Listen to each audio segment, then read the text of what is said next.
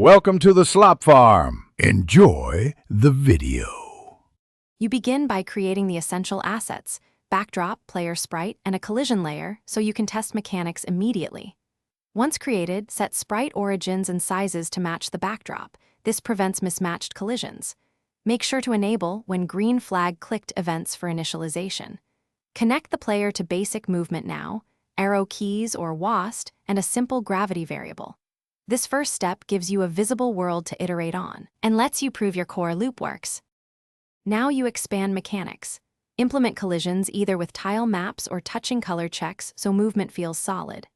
Once done, add a camera system using camera X and camera Y variables. Move all scenery relative to those values. Make inventories with lists and use broadcasts for pickup or dialogue events. This reduces coupling. Also, add health and score variables and ensure persistence across scenes by initializing at the start. These systems let you create meaningful interactions and a navigable, responsive world. Finish by polishing visuals, optimizing scripts, and preparing deployment. Tweak sprite costumes, add parallax layers, and replace heavy per-frame loops with broadcasts. This improves performance. Once done, test thoroughly. Try edge cases like falling off map or simultaneous interactions. Make sure to add a save/load routine using cloud variables or project lists. If things go wrong, reset camera and key variables when loading a scene.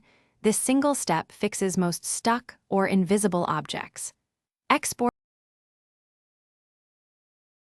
Thanks for watching.